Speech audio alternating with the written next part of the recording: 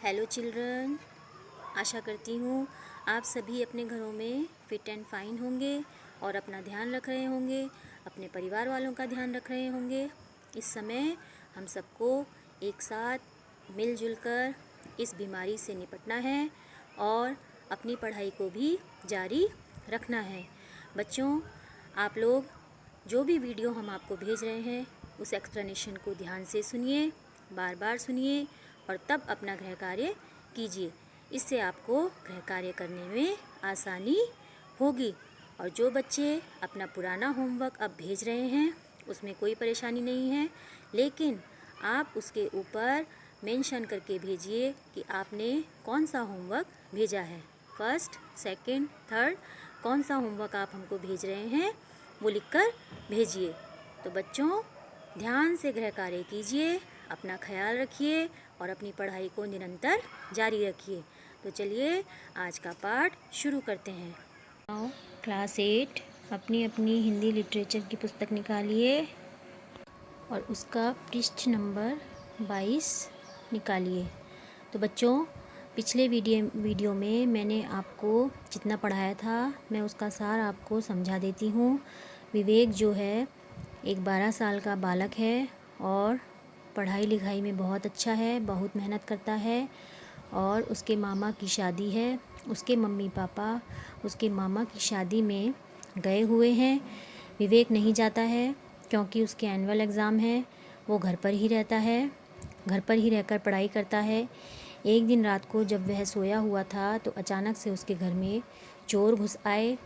उसने बगल वाले कमरे से जब देखा तो बड़ा ही धैर्य से काम लिया और ईमेल, समाचार के पते उसको मुँह ज़बानी याद थे, तो उसने फटाफट एक ईमेल टाइप किया और उसको भेज दिया और कहा कि जो भी इस ईमेल को पढ़े वो मेरी मदद के लिए आए।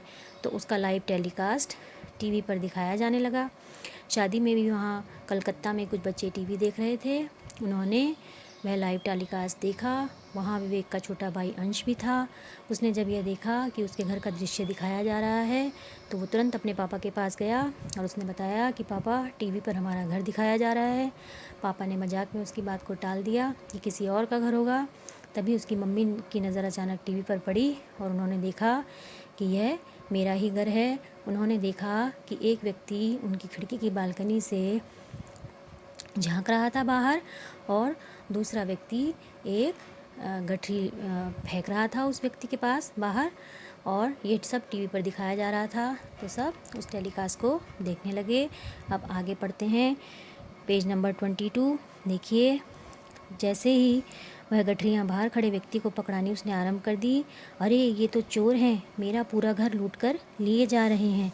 और ये टीवी वाले चोरों को पकड़ने के बजाय चोरों का लाइव टेलीकास्ट कर रहे हैं। विवेक के पापा गुस्से से उबल पड़े।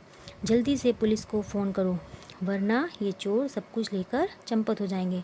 उन्हें ये देखकर गुस्सा आया कि ये चोर मेरा घर लूट कर लिए जा रहे हैं और टीवी वाले जो है उनको पकड़ने की बजाय उनका ये लाइव टेलीकास्ट दिखा रहे हैं। उन्होंने कहा जल्दी से पुलिस को फ़ोन करो वरना वो सब कुछ लूट कर चंपत हो जाएंगे, भाग जाएंगे। विवेक के पापा ने फ़ोन का रिसीवर उठाया ही था कि अचानक चौंक पड़े। खिड़की से उतरने के बाद दोनों चोरों ने गठरियाँ उठाई ही थी कि भारी दीवार के पीछे छिपे कैमरा मैनों और संवाददाताओं ने उन्हें पकड़ लिया। जैसे ही उन्होंने रिसीवर उठाया, देखा कि खिड़की से जैसे ही वो उतरे चोर, दोनों ने गठरियाँ उठाई थी कि भारी दीवार के पीछे से छिपे कैमरा मैनों और संवाददाताओं ने, जितने भी न्यूज़ वाले वहाँ रखे थे, उन्होंने उनको पकड़ लिया। श्रीमान जी, हमारे दर्शक यह जानने के लिए बेकरार हैं कि आप दोनों ने इस घर में किस किस सामान की चोरी की है।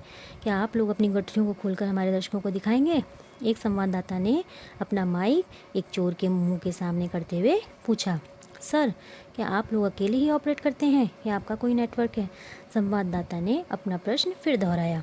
सर, क्या आप लोग सिर्फ चोरियां ही करते हैं या फिर डाके वगैरह भी डालते हैं? सारे संवाददाता उनसे एक के बाद एक क्वेश्चन पूछने लगे। सर, पहले आप हमारे दर्शकों को यह बताइए कि चोरी जैसा महान कार्य करने की प्रेरणा आपको कहाँ से मिली? दूसरे संवाददाता ने पूछा कि आपको यह प्रेरणा कहाँ से मिली। अब देखिए पृष्ठ नंबर 23 पेज निकालिए और देखिए, इतने सारे लोगों को देखकर चोर पहले ही हक्के बक्के हो गए थे। ऊपर से प्रश्नों की बौछार ने तो उनके होश उड़ा दिए। अपनी अपनी गठरियाँ फेंक कर दोनों वहाँ से भागने लगे।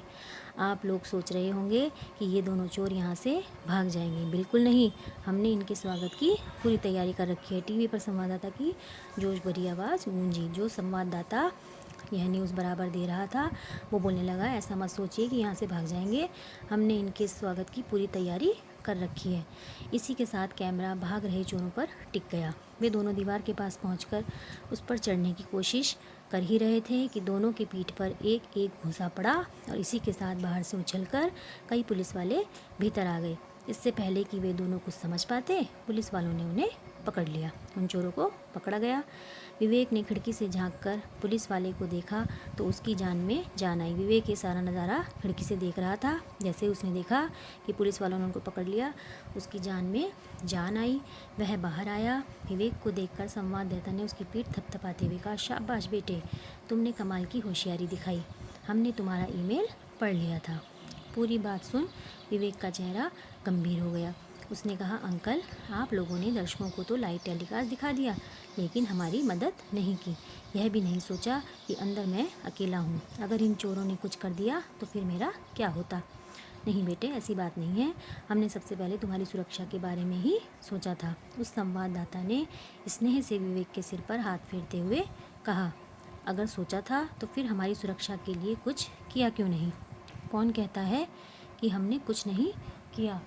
हम लोग सिर्फ घटनाओं को सुनाते नहीं हैं, बल्कि सर्वप्रथम सुरक्षा को महत्व देते हैं। वह देखो अपने घर के रोशनदानों की तरफ, संवाददाता ने विवेक के करीब आते हुए कहा। उन्होंने उसकी सुरक्षा के पूरे इंतजाम कर रखे थे। विवेक ने ऊपर की तरफ देखा। हर कमरे के रोशनदान के पास पुलिस के कमांडो अपने हाथ में रिवॉल्वर थामे खड़े थे। चारों तरफ रोशनदान की तरफ देखा उसने कि कमांडो जो हैं उन्होंने अपने अपने हाथ में रिवॉल्वर ले रखे थे और खड़े थे। अगर चोरों ने उसके साथ कोई भी हरकत करने की कोशिश की होती तो वे तत्काल उन्हें अपना निशाना बना लेते। यह देख विवेक ने सभी संवाददाताओं की ओर हाथ जोड़ते हुए कहा, आप लोग मेरा संदेश मिलते ही मदद के लिए चले आए, इसके लिए बहुत बहुत धन्यवाद। बेटे, धन्यवाद तो हम लोगों को देना चाहिए, क्योंकि आज तुमने टीवी की दुनिया को नया रास्ता दिया है। न्यूज़ चैनलों की सहायता से भी चोरों को पकड़ सकते हैं। आज से पहले किसी ने भी नहीं सोचा था। इस लाइव टेलीकास्ट को इस समय लाखों लोग देख रहे होंगे और करोड़ों लोग कल देखेंगे। अपने सभी दर्शकों से हमारा अनुरोध है कि वे अगर अपने आसपास पृष्ठ नंबर 24 निकालिए, अपने आसपास कोई घटना देखें तो हमारी वेबसाइट पर अवश्य सूचना भेजें। जनता की सेवा के लिए हमारी वेबसाइट 24 घंटे खुली रहती है। नमस्कार, संवाददाता ने कहा और इसी के साथ टीवी पर दिखाई पड़ने वाले दृश्य गायब हो गए। विवेक की मम्मी ने फ़ोन मिलाकर विवेक को बधाई दी। तो बच्चों, देखा आपने विवेक ने कैसे सूझबूझ से वह ईमेल किया और ईमेल वालों ने पुलिस वालों को भी जानकारी दी और संवाददाताओं और जो भी न्यूज़ वाले वहाँ पर आए हुए थे उन्होंने पुलिस के साथ मिलकर उन चोरों को भगाया और विवेक की सुरक्षा के इंतज़ाम भी उन्होंने पूरे किए हुए थे। यह सब नज़ारा विवेक के मम्मी पापा ने टीवी पर ही देखा और विवेक को बधाई दी कि उसने किस तरह सूझबूझ और साहस का परिचय दिया और अपने घर को सुरक्षा से बचाया। तो बच्चों, आशा करती हूँ कि आपको यह पाठ समझ में आया होगा। इसी के अनुसार, इसी के ऊपर मैं आपको कुछ गृह कार्य दूंगी, कुछ प्रश्न दूंगी।